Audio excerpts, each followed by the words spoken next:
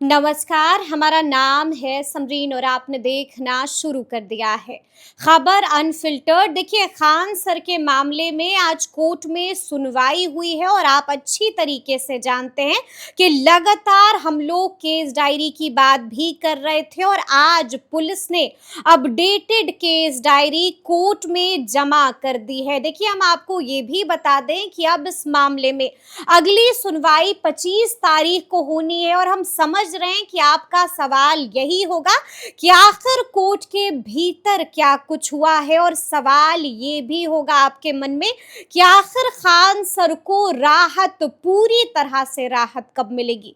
तो सब कुछ हम आपको तफसील के साथ इस वीडियो में बताएंगे। एक बार फिर से इस मुद्दे पर सीधी बातचीत करने के लिए हमारे साथ पटना हाई कोर्ट के जाने माने एडवोकेट देव प्रकाश जी हैं। सबसे पहले बहुत शुक्रिया बातचीत। धन्यवाद जी, सबसे पहले तो वकील साहब, हम आपसे जानना चाहेंगे कि कोर्ट के भीतर से क्या कुछ खबर निकल रही है।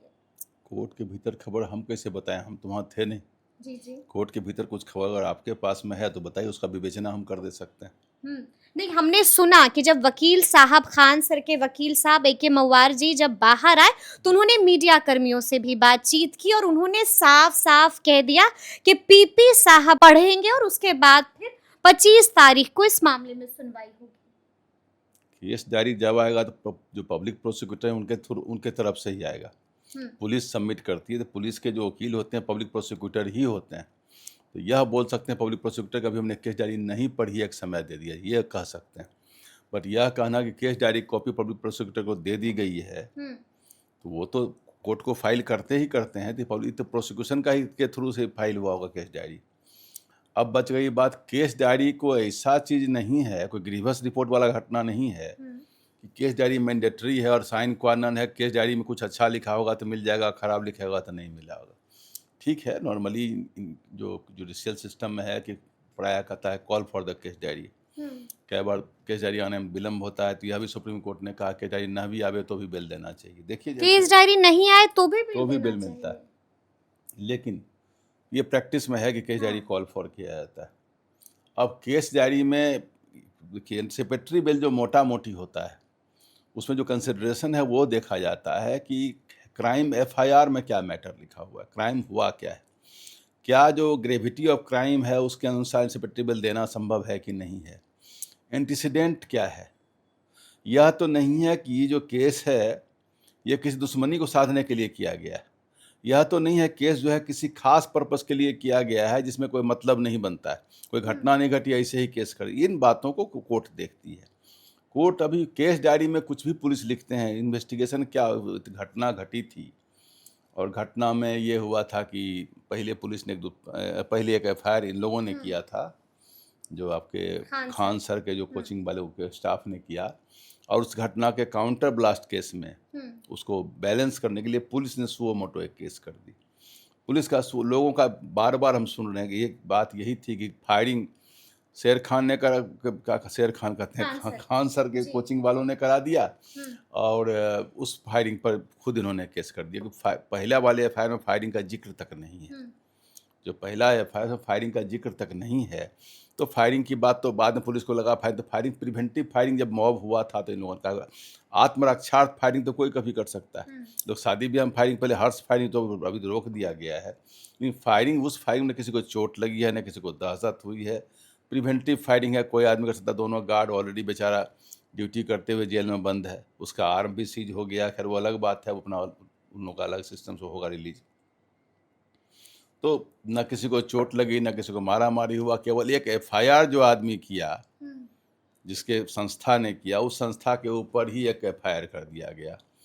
प्राय इस ढंग के केस तो क्वैशिंग का केस बनता है। ऐसे केस को तो समूल नष्ट करना चाहिए।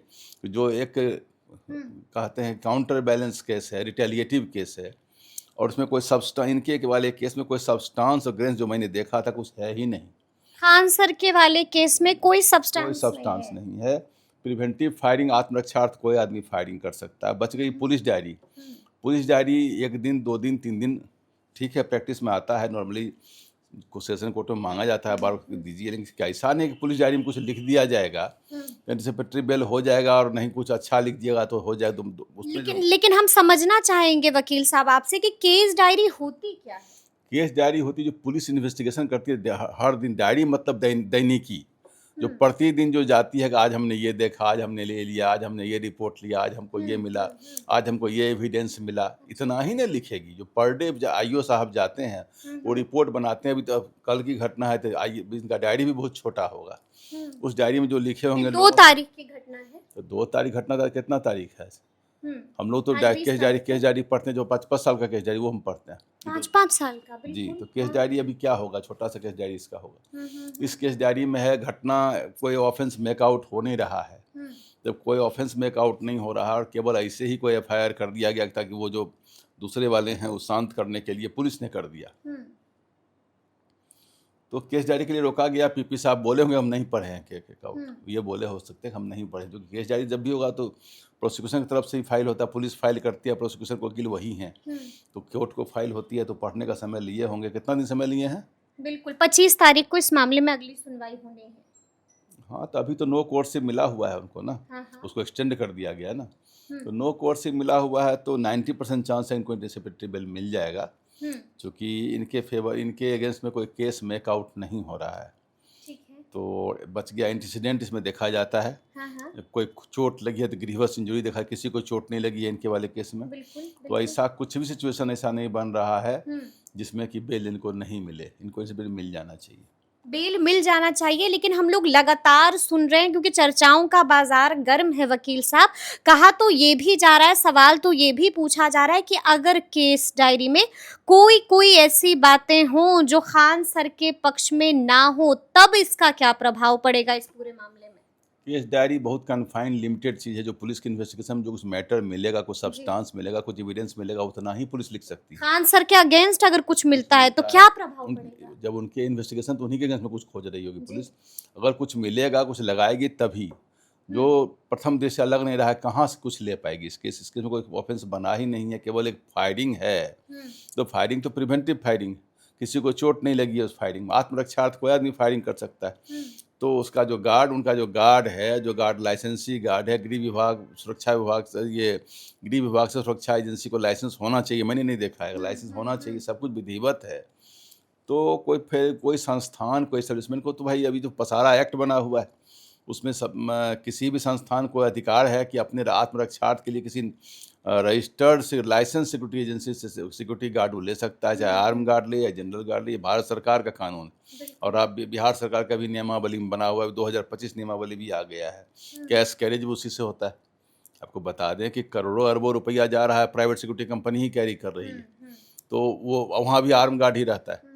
तो आर्म गार्ड रहता है तो वो कोई रुपया छीनने आएगा, गोली चलाएगा, हवाई फायरिंग तो पकड़ के बंद कर दीजिएगा। तो ये समझ के बाहर की बात हमको लग रहा है कि गार्ड ने सुरक्षा में लगाया, किसी को चोट नहीं लगी है।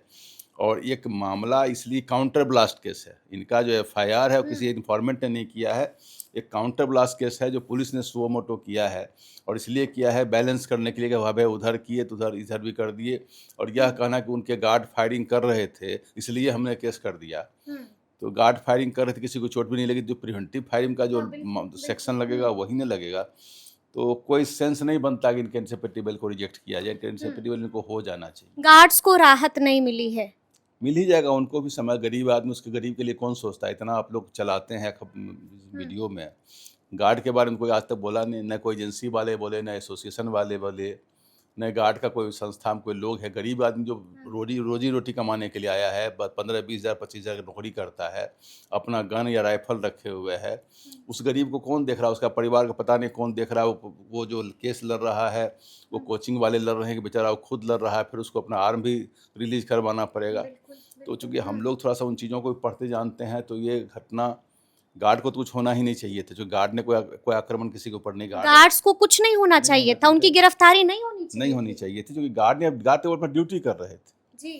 गार्ड तो हमके हर बैंक में गार्ड लगा हुआ है, LIC में गार्ड लगा हुआ है, तो वहाँ कोई रुपया लूट के लेके भागेगा तो उसको पकड़ के बंद कर दीजिएगा गार्ड को। कहीं आग लगेगा, सुरक्षा, जो आग लगने में भी प्राइवेट सिक्योरिटी गार्ड काम करती है, तो आग लगने में आग बुझाएगा तो उसका कोई कुछ घटना घट जाएगी तो उसको पकड़ के बंद कर दीजिएगा। तब तो कहाँ, जब भारत सरकार का कानून है, पार्लियामेंट का कानून है, उसके तहत लाइसेंस बिहार सरकार देती है गृह विभाग से, और वो उसने कोई गलत काम नहीं किया है और उसके ऊपर कोई एक्शन भी अगर होगा, अगर उसने कोई गलती की है तो एक्शन गृह विभाग लेगी उसके ऊपर। वो जो पसारा एक्ट है उसके तहत उसमें है व्यवस्था का एक्शन लेने का। बट ये सेंस नहीं बनता है गार्ड को पकड़ के ड्यूटी करते हुए गार्ड कैसे अरेस्ट कर लीजिएगा। और किसी को किसी को चोट लगती, कोई हताहत होता तो मामला बंद, ऐसा कुछ हुआ ही नहीं। अच्छा, आप भी लगातार देख रहे होंगे वकील साहब कि रोशन आनंद भी बड़ा आरोप खान सर पर लगा रहे हैं और बार बार कह रहे हैं कि खान सर ने मेरे भाई प्रिंस यादव की हत्या करवाई है। तो जो बयान वो दे रहे हैं उसका असर भी क्या पड़ेगा इस मामले में? देखिए, दुर्भाग्यपूर्ण घटना है। दोनों कोचिंग वाले, दोनों कोचिंग संचालक हैं, पढ़ने पढ़ाने का काम करते हैं, विद्यार्थियों को पढ़ाते हैं। हम ये नहीं कह सकते कि इस जो हर्राकरी का युद्ध हुआ उसमें कौन ऊपर चला गया और कौन नीचे चला गया। दोनों एक दूसरे पर हो सकते, दोनों में कोचिंग की लड़ाई थी। केस के माध्यम से इन्होंने किया कि उन्होंने किया। उनका बेचारे का घटना भी घट गई कि भाई का देहांत हो गया, उस बीच में अनचल डेथ हो गया। बहुत तो अच्छा जो भी हुआ बहुत दुर्भाग्यपूर्ण घटना घटी है। बट हम शुरू से बोल रहे हैं, अब जो हुआ सुबह लोग अब बैठ करके उसको सुलह कर लें, समाधान करें। जिनकी भी गलती हुई हो ऐसी गलती दोबारा न करें। क्योंकि कोचिंग की लड़ाई हो तो कम प्रतिस्पर्धा करें या आपस में मारा मारी, गोली बम बंदूक, ये सब चीज़ नहीं करने का तरीका है, नहीं करना चाहिए। हमको सिंपैथी दोनों के प्रति है। और उनका भाई का भी देहांत हो गया है, वो नहीं होना चाहिए था घटना, लेकिन अब घटना घटी है तो उस घटना का जांच यहाँ नहीं हो सकता। तो ये जो मामला चल रहा है, इस बयान का असर इस मामले पे पड़ेगा क्या? कौन से बयान का? मतलब जिस तरह से उन्होंने कहा कि मेरे भाई की हत्या कराई है खान सर ने। तो लेम एलिगेशन है। इसे एलिगेशन तो कुछ भी आप किसी पर लगा सकते हैं। एलिगेशन लगाने में क्या, रोज़ एलिगेशन तो बाजार रोज खुला हुआ है। सब्सटेंस होना चाहिए एलिगेशन में ना। सब्सटेंस नहीं और कुछ भी जांच होगा तो नेपाल में होगा, यहाँ क्या होगा? वो तो रूम में अंदर कहीं थे, रूम बंद था। तो रूम बंद में तो जो वो सस्पेंस वाला पिक्चर दिखाता है, वो क्या नाम है, चलता है बहुत सारा, क्या नाम है उस पर, सीरियल, उस सब में दिखाता है। सच में रियलिटी में से घटना नहीं घटती। यानी कि इस बयान का इस मामले में कोई असर, कोई प्रभाव नहीं पड़ने जा रहा है। सोशल साइट पर प्रभाव पड़ेगा। सोशल साइट एक अपने आप में एक वर्ल्ड हो चुका है। सोशल साइट पर प्रभाव पड़ेगा और कुछ कानूनविद भी कुछ कुछ बोलते रहेंगे इसमें। लेकिन इन बातों को लेना, जो भी अच्छे लोग हैं इस आग को बुझाने का काम करें। तो चलिए, एक अंतिम सवाल है मेरा। 25 तारीख को आपको क्या लगता है, क्या 25 तारीख को खान सर को पूरी तरह से राहत मिल जाएगी? देखिए, पूरी राहत तो केस खत्म होगा तब मिलेगी, जो उनका हाई कोर्ट में लगा हुआ है मामला। एंटीसिपेटरी बेल मिल जाएगी तो अंतरिम राहत कहा जाएगा, पूरी राहत नहीं कहा जाएगा, अंतरिम राहत कहा जाता है। और अंतरिम राहत को ऑलरेडी मिल चुकी है। बिल्कुल, हाँ। अब उसी को कन्फर्म करेगा एंटीसिपेटरी बेल में। एंटीसिपेटरी बेल मिल जाएगी तब बच जाएगा केस के जो क्वेश्चन का, वो ऑलरेडी केस लगा चुके हैं, क्रिमिनल रिट लगा चुके हैं हाईकोर्ट में। वहाँ राहत मिल जाएगी तो मामला खत्म हो जाएगा। और साथ साथ हम चाहेंगे उनका भी खत्म हो जाए केस जो रोशन आनंद के ऊपर लगा हुआ है। क्योंकि उनका भी उसी ढंग का कुछ केस है, वो शायद वहाँ थे भी नहीं। और जब नहीं थे और घटना घट गई, उनको बेचारे के अंदर भी रहना पड़ा कुछ दिन। अगर वो भी ना जाते तो भी बच गए होते। तो जो भी हुआ है बहुत दुर्भाग्यपूर्ण घटना घटी, नहीं होना चाहिए था। नहीं होना चाहिए था। तो सुना आपने क्या कुछ बताया है वकील साहब ने, तफसील से हम लोगों ने बातचीत की है। तो फिर ये पूरी बातचीत, ये पूरी चर्चा और ये पूरा वीडियो आपको कैसा लगा है, कमेंट करके हमें ज़रूर बताइएगा। तो ऐसे तमाम अपडेट्स के लिए बिल्कुल ऐसे ही हमारे साथ बने रहिएगा और देखते रहिएगा खबर अनफिल्टर्ड। यदि अब तक आपने हमारे चैनल को सब्सक्राइब नहीं किया है तो फिर झटपट कर लीजिएगा और फेसबुक पर भी हमें फॉलो करना हरगिज़ नहीं भूलिएगा। बहुत शुक्रिया।